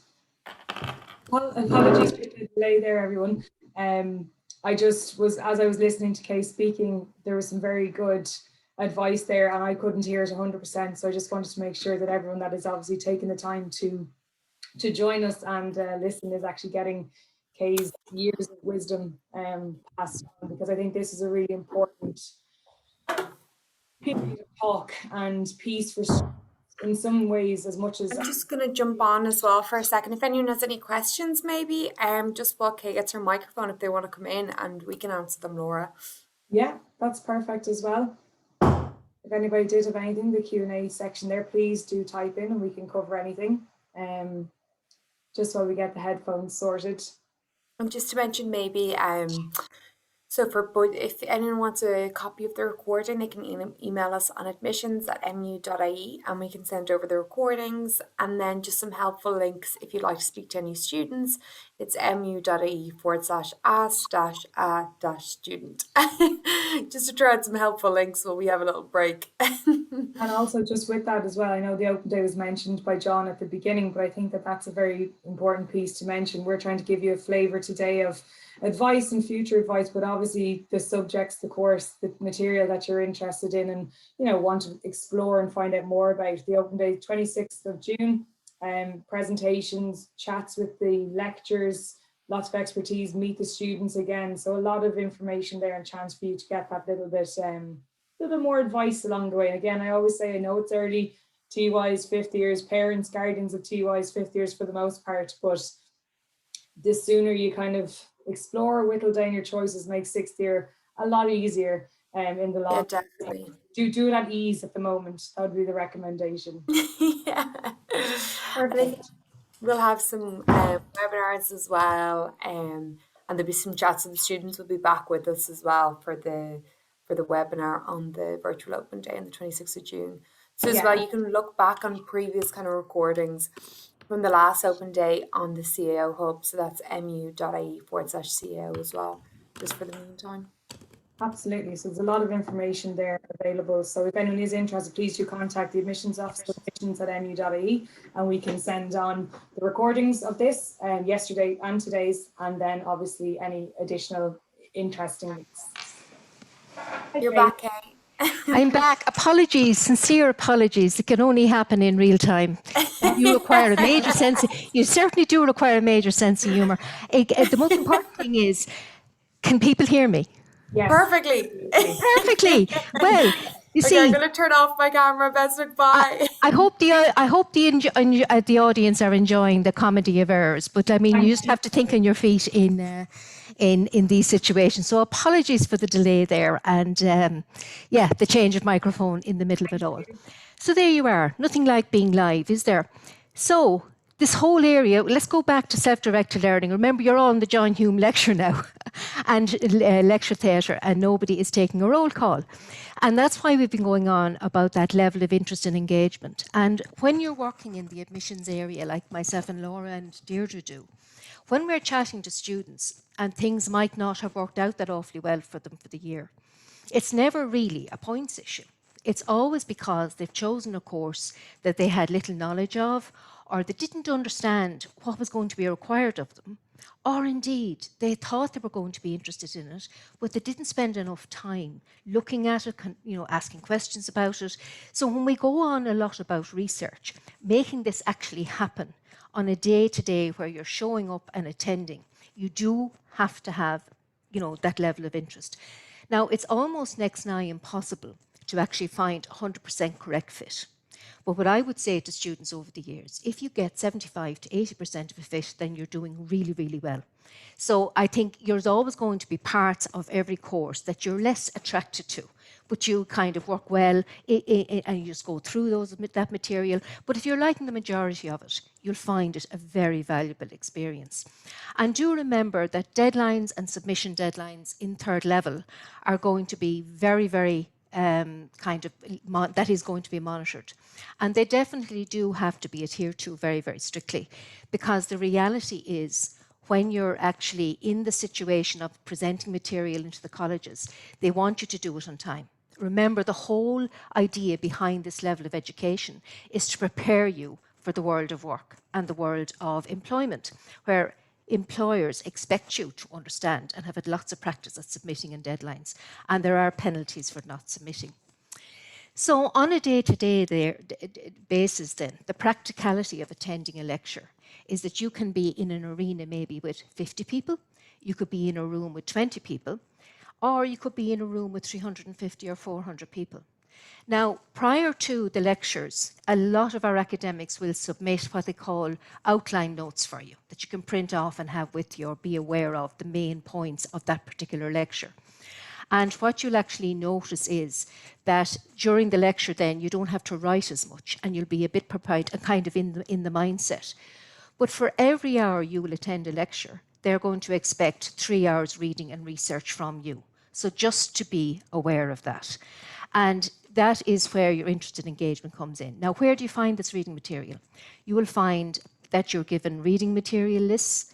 Some of it will be asterisks. There'll be books that they recommend you have to buy. But a lot of the material you'll use for research and for your essay work, etc., you'll be able to source in the library. And they have many, many online journals, and you'll be able to find assistance with that through the library as well. Well, they show you how to use those mechanisms. Have you got access to lectures? Can you go up and speak to people? Are you coming and going and no access? Absolutely you do. All of the lecturers will have email. You can contact them by email. You can also have access to them directly, where you can sit down and have a chat with them. Sometimes you can pop up after a lecture and ask a quick question, and that won't be a difficulty either. Or a lecturer might have to run away very quickly and say, look, I'll catch you again, pop along to my office, because they do have what's called office hours. And while you might think as a student it would be very daunting to talk to somebody who's called professor or doctor or whatever, the reality is they don't see it like that. They see their role as very much a teaching situation, and they view students asking questions as something that's very, very positive. So they're very, very open to that. So going in and having a chat, telling them maybe that you're having a difficulty understanding something or you don't want to go with something in the wrong direction, they welcome that, because to them it's a measure of your interest and engagement. So do avail of those office hours. Do pop them an email if there's something that's a bit strange for you or you're not quite understanding. They'll go out of their way to help you. So you could be attending, if you were doing sort of like arts or business, or if you were doing something along psychology or any of those areas, you're looking at about 15 to 18 hours contact with the college per week. The rest of the time is your study time. So while a lot of students are inclined to think you have a lot of free time in college, in actual fact, you're incredibly busy, because you're following it up with a lot of reading, you're preparing for essay deadlines, there's a lot of research involved. Yes, of course, it gives you time to meet your friends. Yes, of course, it gives you some downtime to do the clubs and societies and get involved in college life. And there's lots happening all the time. So those study schedules you're working with in the senior cycle, and your guidance counsellor and teachers will be talking to you about study plans and study schedules. They will be very important to keep things on the go when you get to third level as well. So it's about being organised. What are tutorials, students ask me? Well, once a week, perhaps, or maybe it could be once a fortnight, depending on the department. You see, college is a group of various departments all working together to provide different avenues of education. But every department will have its own set of criteria. A lot of them will have commonalities. Some will have tutorials weekly, some will have them fortnightly, depending, or they could have quizzes that they give you online through your Moodle or student system. They all do things slightly differently depending on the content of what they're teaching. So a tutorial is a much smaller group of students. You could be with a group from, say, 20, 25 students or thereabouts, and you'll be led through the material you're going through in the lectures on that basis, where you can get into discussion groups, where you get a chat and have an opinion, because sometimes in a lecture you're doing a lot of listening. It can be a bit passive because you're listening, you're note taking, and you're absorbing knowledge. So getting that material out of your head into a discussion group is very therapeutic, and you learn. And sometimes from other people, you learn from your group and you think, I never saw it that way before. And something sparks an idea, or it might mean that material you're finding a bit dense and inaccessible is actually becoming more user-friendly. So just be aware of that. That's what your tutorials are. Now, here's the thing. Lectures aren't necessarily monitored, but tutorials will be. And a certain level of attendance is important because you will be roll called in, and all of that will go to your marking scheme at the end of the year. So it is important you go to that. Other areas then, such as science or engineering, or if you're in computer programming, or if you're in the design or the degree in design in innovation, those will have practicals attached to them. And those practicals you would be attending on a very regular basis as well. And for anything in science or those type of technical areas, a lot of the work you're doing, is kind of accumulating as you go. You'll be submitting lab reports. Yes, you will have essays to submit, but if you're doing English, you're not attending labs as such. You're submitting quite a number of essays. And an essay at third level would be 1.5 to 2,000 words typed in your first year, and you have to show evidence of research and all of that. But to go through that with you in tutorials, in Maynooth specifically, we have subjects in many courses like arts called critical skills, where they go into it a lot in depth as well. But you do have lots of supports in the university, such as the Academic Writing Centre, etc., if you're a bit uncertain how all of that works. Now, deadlines are very important, which I alluded to. You have to meet your deadlines. I mean, there are penalties if you don't submit in time. I'm often in a classroom waiting to go into a talk or a chat to a group of students. But in actual fact, what I find is this, the teacher might be saying, don't forget to hand me in such and such and such and such and have it in by Monday type of thing. You'll have your deadlines along all your subjects, and you'll know what those deadlines are because they will tell you, and they will do a bit of reminding on it. But if you miss your deadlines, you will be penalised through lack of marks. And there's a very good reason for that, because in the world of employment, you're expected to be behaving in a professional manner. So for anybody who's completed a level 8 honours degree, they have to be able to, show and demonstrate that they understand the mechanisms of all of this. And doing a level 8 honours degree, sometimes everybody focuses in on the content. I'll talk about this in a little more detail in a moment. So everybody contents into the subject you're studying and how to use it, when in actual fact, you forget that a level 8 graduate will have managed to learn a lot about research, finding out knowledge, how to handle knowledge, how to present knowledge orally or in written format, and how to meet deadlines. That is common practice, and those are the skill sets you get as part of a level 8 degree. If it's a thing you're ill or have a doctor's note, or there's a very valid reason why you need an extension, yes, of course, you can ask for one and get a period of extension for you to submit your work. But you can't, obviously that's not something you can do for every essay. So that is something you would do in an emergency, but certainly it's a discussion piece you have to have before the time. Essays have to be typed and submitted online, and the departments will go through all of that for you. And yes, we have the facilities there for you. The library will do research skills with you and show you how to use their systems. You have academic writing support. Now, we're not in any way suggesting you can't write. We're talking about putting an academic essay together, which is a particular format. And you have to show evidence of the books you've read and how to footnote material in and to quote from sections to underpin what you're saying in the essay. So all of those supports are there for you. Anybody who's doing anything of a mathematical nature that they might find a bit challenging, maybe in economics or computing or engineering or science, we have an excellent math support centre free of charge, 3 evenings a week for students. And any student who ever has used it waxes lyrical about how helpful and how much time our maths tutors will spend with you and give you all the support you need. So sometimes first years are a little bit reluctant to use supports because they sometimes think people will make a judgment on them for that. But in actual fact, it's quite the opposite. If you need support, that's what those supports are there for, because everybody's aware, especially in first year, of that huge transition in and that huge settling in period. Every first year student group goes through that. So be aware of it. That's what the supports are there for, and they're very, very happy for you to utilize them. When it comes to doing and choosing a degree and what to choose, sometimes students will think about what the jobs market is all about. And there's nothing wrong with that. I'm not saying in any way that there is anything wrong about being aware of what's out there and what's trending and where employment is. But there are two ways of going into third level. One of them is very vocational approach. I know I want to be a teacher. I know I want to be a nurse or a vet, or I know I want to do X, Y, and Z, a programmer, or I want to work in research and science, which is very, very much on the airwaves at the moment with all our virologists and our wonderful research that is working very hard to get us out of this locked-in situation in the pandemic. But they're called denominator degrees. So students will say, what is a denominator degree? It's usually a degree that has a title like, I'm going to study law, I'm doing a business degree, I'm doing a biotechnology degree, a degree in pharmaceutical and biomedical sciences, etc., etc. Then you have degrees that have a less certain outcome. For example, if I'm doing general science, what does that mean? Well, it means you're coming in and you're specializing as you go. It's still going to bring you into many areas, but you're allowed to create and weave your way through all of your science subjects by specializing as you go. The same will be true of an arts degree, where people are less certain because it doesn't have a title.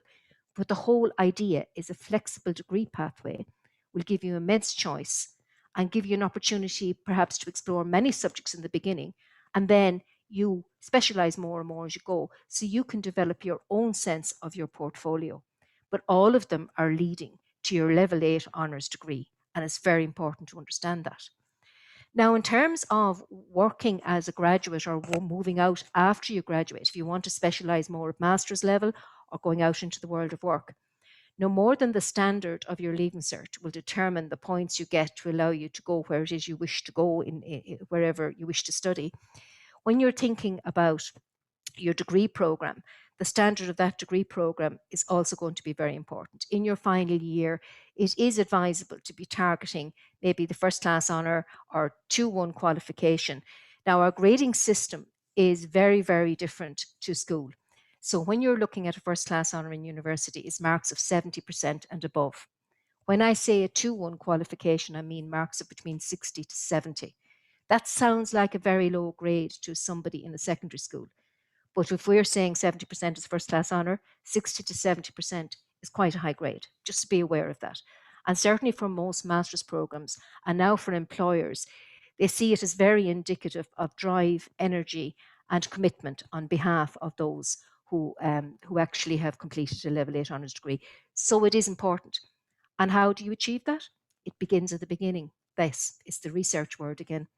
People who've spent a lot of time talking to colleges, have spent a lot of time chatting to students and making decisions from an informed platform tend to be in that situation because they have come in that sense of preparation and have, asked questions and, found out, not worked in the dark. Costs involved, you've covered that, but just be aware of that. If you can commute somewhere and it lends to your degree, rather than having to stay, it can make a huge difference. But college is for everybody. And that's why there's so much choice and opportunity for students out there, just to be aware of that. In terms of, in terms of the value of the university experience, I suppose everybody will focus in on what do I do with a degree in English if I don't want to be a teacher? Or what do anthropologists do?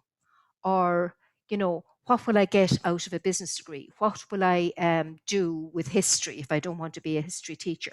Those are very much and on issues that we would address all of the time. And I think people forget about what a graduate profile actually is. And what I mean by a graduate profile is the fact that everybody forgets that they have this qualification as a platform. That's why you will find more than half the population are working in areas that they couldn't be in if they didn't have a degree or even postgraduate study. But yet, what the subjects they studied in the degree was not relevant to the job. And I know that is very difficult to get your head around. But every level 8 graduate understands the importance of research. Every level 8 graduate understands the different types of knowledge that's out there, what you can stand over or what you can't verify, what you can't prove to be true. They are able to understand about working on their own. They have a sense of personal responsibility because they've spent 3 or 4 years juggling lots of knowledge, meeting deadlines, working over a 26, 28 week year, sitting exams, doing well, progressing on, making choices. So you're growing and growing and growing in nature of your skill sets. So by the time you have reached a level 8 qualification, you'll have had skill sets such as being very aware of how to approach a topic from a different way, how to collaborate with other people, how to present information, how to present a really good quality piece of academic writing. And all of these are skill sets that are required in the marketplace. So this is the reality of the graduate profile. When I speak to employers all the time, well, especially when I wasn't locked in a remote working situation, and I meet many parents who might be employers in different scenarios, or we talk to employers. And what they would say to is, the reality is every company out there will give you on-the-job training, in-house training. But the reality is people have to have the standard of education to allow them to do that. Now, I am aware that there are areas of employment that require specific skill sets. If you want to be a chartered accountant, if you want to be a medical doctor, not that we have medicine, if you want to be a teacher, if you want to, work in some specific area of science, there are requirements that you need to meet, and you need to be aware of that, as has been covered in all of the research talks. But by and large, it is very important at the end of the day that when you go in to seek for work, that you've got a skill set to offer somebody. So it's basically what you can bring to your employer. And they're very well aware of what the graduate profile means to them. And they're also going to ask you about your college experience. So it isn't just a one-stop shop. It isn't a case of, when I do this degree, I'll be in that job. You could be, if you wish. There are many ways of specializing in many areas. Of course there are. But for employers, they're really interested in what you've got to say. So it isn't at all unusual that they want to talk to you about your college experience. So what have you been doing in college for the last 3 or 4 years? So you are aware of the clubs, the societies, and the student life in every college. It's very much part of your growth, because every engagement you get in third level is an opportunity to perhaps be a treasurer of a club, join in and organise events and activities, edit a magazine, be part of the media group and the media society that has an on-campus radio, set up a new club or a new society. There are so many ways of doing that, availing of an Erasmus year perhaps, seeking employment on campus as a student ambassador, which we highly value in Maynooth University. And all of those are looking at preparing their CV. So college works very much as almost like a microcosm of the real world, where there's an opportunity perhaps to expand your skills through activities, while at the same time you're getting your academic qualifications under your belt. And at the end of the day, what a degree will give you is choice.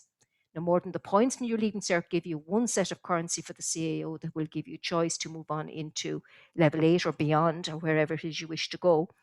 Then what a level 8 profile will give you is choice and opportunity. You've put yourself into an arena where you can compete for employment, or immediately after your degree, or at any stage, you have created a platform on which you can diversify. So you can move on to specialize at master's or higher diploma level, and you can go on perhaps and diversify in a completely different area. And this is something that people often don't understand, that with a degree in English, you could go off and do a conversion course and enter law, or you can go off and do a conversion course and enter business. So all of this is a journey towards availing of skills, engaging in kind of a multifaceted lifestyle in college, availing of lots of new opportunities that will come your way. So those who enter from first year and end up subsequently graduating, the journey along is just as important as the final event at the graduation ceremony, where you have grown enormously on a personal, social, and a skill sets level. So that is really what the employers are seeking, that whole sense of you as the individual and what you've got to offer that area of work. So that's what that whole third level. Pathways have been kind of covered, and I would say to you just very, very briefly, how to make it happen. You often think, how do I get the points? Really, for now, it's about getting a good study schedule going. It's about seeing yourself in a situation where you have a 2-year cycle for your Leaving Cert and points happen in the classroom. And, you know, there is no better way of preparing yourself for third level than learning how to listen and engage in class, setting up a good, healthy study schedule for yourself and learning how to participate. And sometimes we get tricked into our Leaving Certificate kind of area. We can feel down about subjects, like what's the relevance? What's the point of a subject? What is this? And we're less inclined to work at it. When in actual fact, the reality is we have to stop asking those questions. Those subjects you're doing at Leaving Cert may not be relevant to your life, but that isn't the issue. They're a means to creating a currency. So the more grades you can avail of and the more skill sets you can achieve, by the time you're entering into your third level experience, wherever or whatever type of area it is, the reality is you'll have utilized those 2 years, not only to create a currency that will give you choice, creating a study plan ethic that you'll get used to using over 2 years that will really see you and stand you in good stead at third level, and get you organized. Because research is the key to success. Achieving your grades will give you the currency to make the choices. And it all becomes with just that positive mindset. And the more research you do, if any of you are in 5th year, it's very much a research year. Even if you're at the end of 5th year, you still have time. Like, the universities haven't closed down. As my colleague this morning said to you, we have an open day coming up at the end of June. So we're always here and we're ever open. And for you, nothing can go wrong as long as you don't lose sight of yourself. It's all about being self-aware, being aware of what's out there. And we're always here to help you. So connecting in with our students, contacting us through the open days, and using all of the platforms that are available to you through the systems that we have on site. So I'll leave it there for now, and apologies for the sideshow. So thank you for bearing with that change of mics and all of that. It's all part and parcel of the virtual world of presentations. So I'll stop sharing here now. Now, Laura, have we any questions in? We know we're quiet on the question front for the moment, but I suppose I had just something that, just because of the experience, I suppose, you have visiting schools, talking to parents, CAO evenings, parents evenings, different bits and pieces. I know you kind of covered it in a sense, but it was similar to what I asked John earlier. If you could say from your knowledge, what would be the advice to students, I suppose, there might be parents as well, particularly, but students certainly at the time that they're at now. I know they're not necessarily in 6th year. In 6th year, they're getting a lot of information about being pointed in the correct direction in terms of the CO application. But just for now, what someone can do without it being a stressful process early on. I agree with you. And I think sometimes it's about taking those first steps. Like when people actually come to the open days, and hopefully in the future you'll have a lived experience for those of you still in secondary school where you'll be on the campus. It's all about information. Because I think for a lot of students, what goes wrong is they take information from other people. Oh, I hear this, or somebody told me and somebody said. When you start looking into it yourself and start engaging with people, you realize that they are there to help you. I think there's a big anxiety for students that we're the great unknown. Well, please don't let us be the great unknown. You know, come and chat to us, come and talk to us, and make yourself familiar with us. And there is no doubt about it, they've done a lot of research in this in the universities, and there's a direct correlation, a direct connection between a really good quality first year experience and the amount of time somebody engages with a university, and especially visits a campus when they can. So it's very important to make informed decisions, not depending on somebody said, oh, there is no job. They're like a very common one that you are aware of as well, Laura. Sure, there's no point doing an arts degree, there's no jobs for arts graduates, which is completely untrue.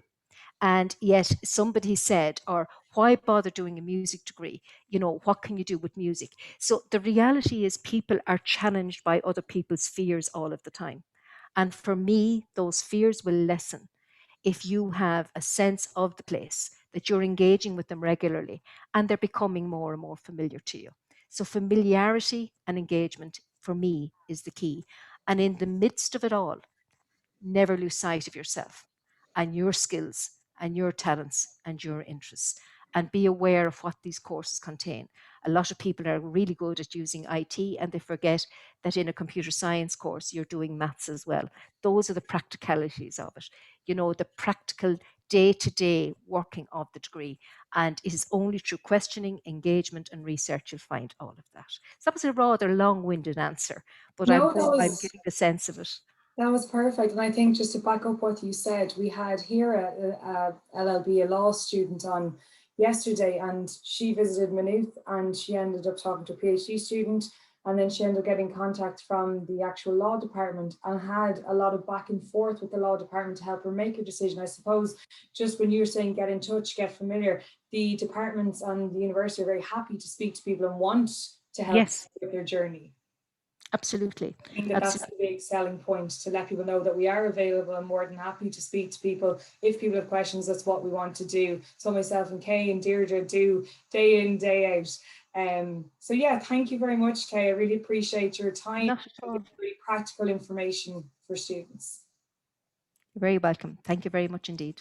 And thank you everybody else that has joined us. We've come to the end of our second day of the Senior Cycle Summer event. We hope you've gotten some helpful information about the university, some snippets of information with the different activities we have, some useful information for the CAO, transition to college, all your club societies, budgeting, lots of different flavors of what's going on and what might be important ahead of your journey. And like was mentioned before, we do have an open day, virtual open day on the 26th. Of June, and I suppose for students that might be interested to learn more about academic wise subjects, courses, more information, talk to lecturers, talk to the students again, all that information will be available at the open day, so we'd be delighted if you could join us there too. Okay, thank you everyone for joining us and have a lovely week. Bye.